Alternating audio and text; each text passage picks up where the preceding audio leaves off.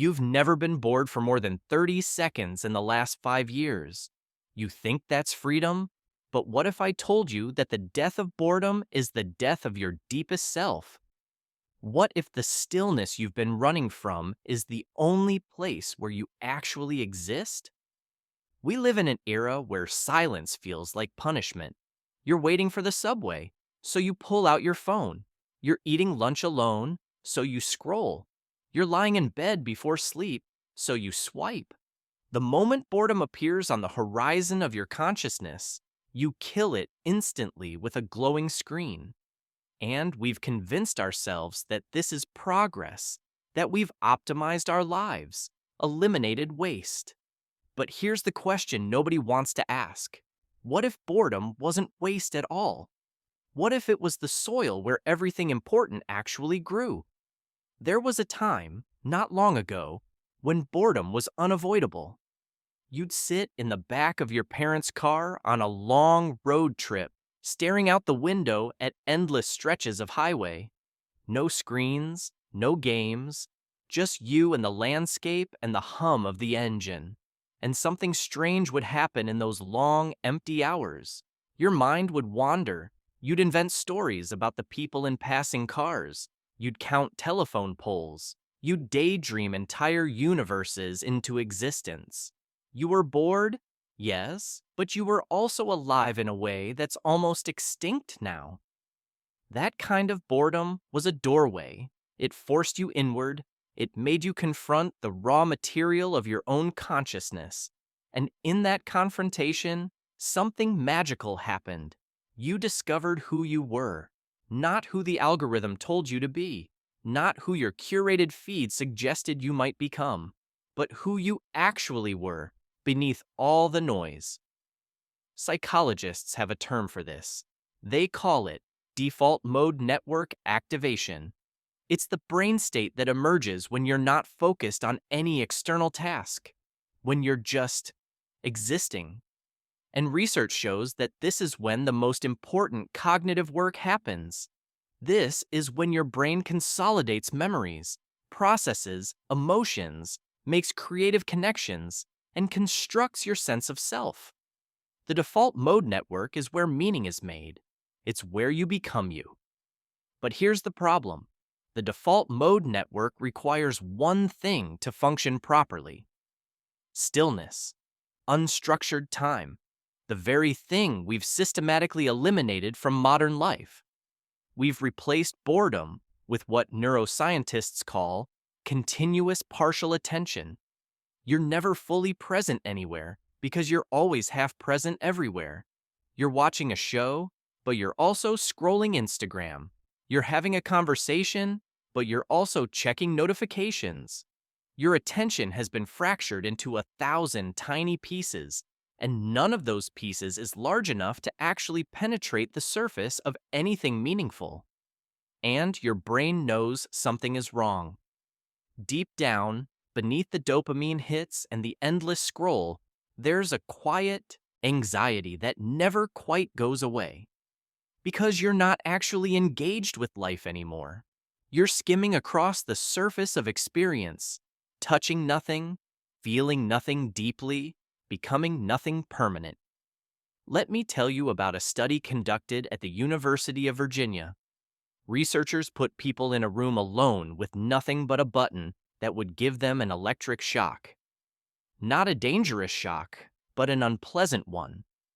The participants had previously experienced this shock and rated it as something they'd pay money to avoid. Then the researchers left them alone in the room for 15 minutes. No phone, no book, nothing but their own thoughts. What happened? 67% of men and 25% of women chose to shock themselves rather than sit alone with their thoughts. They preferred physical pain over mental stillness. Think about that. We've reached a point where being alone with ourselves is more terrifying than being hurt. This isn't just about phones. It's about what we've done to our relationship with existence itself. We've turned life into a content stream, and we've forgotten that we are not supposed to be consumers of reality. We're supposed to be inhabitants of it. When you were a child, you could spend an entire afternoon lying on your back in the grass, watching clouds. You weren't productive. You weren't optimizing. You were just being. And in that being, you were learning the deepest lessons that time has texture, that solitude has depth, that your inner world is vast enough to explore for a lifetime. But somewhere along the way, we were taught that this was wasteful. That empty time is lost time. That if you're not producing, consuming, or engaging, you're failing. And so we filled every gap. We optimized every moment. We turned the entire human experience into a project of constant stimulation. The cost of this is almost impossible to calculate because it's invisible. You don't see what you've lost. Creativity doesn't announce its absence. Depth doesn't send notifications when it disappears. Your true self doesn't file a complaint when it's been replaced by an algorithmic reflection. The erosion happens silently, beneath your awareness, until one day you realize you don't know who you are anymore when the screen goes dark. And here's what makes this particularly insidious. You've been conditioned to believe that the feeling of boredom is a problem to be solved. Your brain produces the sensation of restlessness, and you've learned to interpret that as a signal that something is wrong, that you need to fix it immediately by reaching for your phone. But that restlessness isn't a malfunction, it's a message. It's your psyche trying to tell you that there's inner work to do, that there are unprocessed emotions, unexamined thoughts, unexplored territories of your own consciousness that need attention.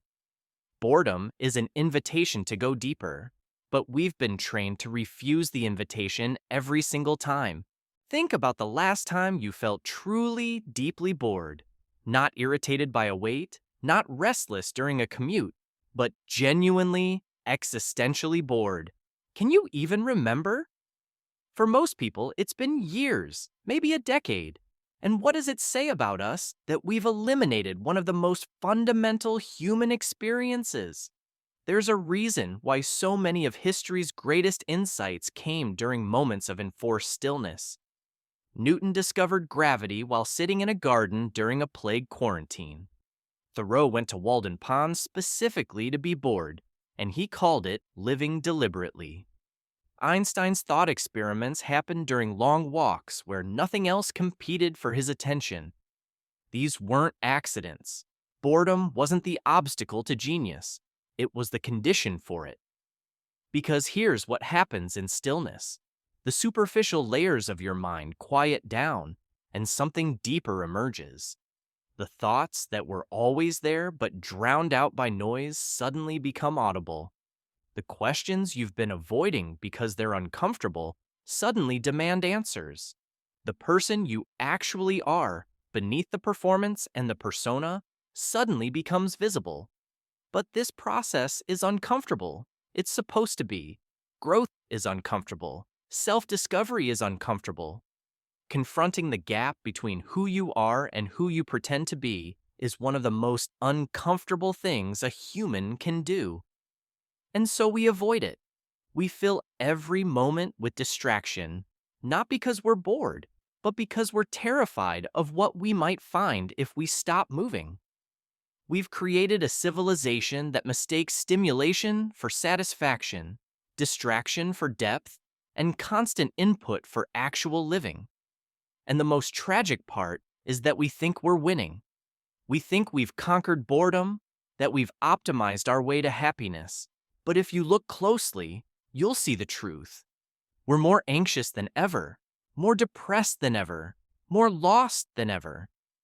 Because we've sacrificed the one thing that could actually save us, the courage to be still. Your phone knows this. The algorithms know this. That's why they're designed to be endlessly engaging, to provide an infinite scroll, to make sure you never reach the bottom, never find the end, never encounter that terrifying moment of having nothing left to consume. Because if you did, you might stop. You might look up. You might notice that you're alive. And then you might start asking questions that can't be answered with content. What would happen if you let yourself be bored for an hour? What if you went for a walk without headphones? What if you sat in a waiting room without pulling out your phone? What if you ate a meal in complete silence, with nothing but your own thoughts for company? I'll tell you what would happen. At first, you'd feel anxious. Your brain would scream for stimulus. You'd feel that familiar itch, that sense that something is wrong, that you're wasting time. But if you push through that discomfort, something else would emerge. Your mind would start to wander. You'd notice things you haven't noticed in years. The quality of light, the texture of your own emotional state, the rhythm of your breathing. You'd start thinking thoughts that are actually yours, not reactions to someone else's content. And in that space, you might remember something important. You might remember that you're not just a processor of information. You're not just a consumer of content. You're a human being with an inner life that's infinitely more interesting than anything on your screen. The death of boredom is the death of self-knowledge. It's the death of creativity. It's the death of the examined life. And we've done this to ourselves voluntarily, even eagerly, because we were sold a lie that stimulation equals happiness, that productivity equals meaning, that an optimized life is a good life. But deep down, you know it's not true. You can feel the emptiness.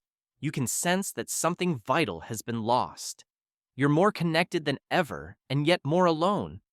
You have access to infinite information, and yet you feel less wise. You're constantly entertained, and yet profoundly unsatisfied. Because what you actually need isn't another notification, another video, another hit of digital dopamine. What you need is the thing you've been running from: stillness, silence, the courage to be bored. That's where you'll find yourself. Not the curated version, not the algorithmic prediction, but the real, messy, complicated, beautiful human being that you actually are. And that person is worth knowing. That person has depth that no feed could ever capture. That person has questions that no search engine can answer. So maybe it's time to let yourself be bored again, to sit with discomfort, to face the void. Because on the other side of that boredom isn't emptiness. It's everything. It's you. If this resonated with you, make sure to subscribe, hit the like button, and drop a comment telling me what city you're watching from. I'd love to know where you are in the world.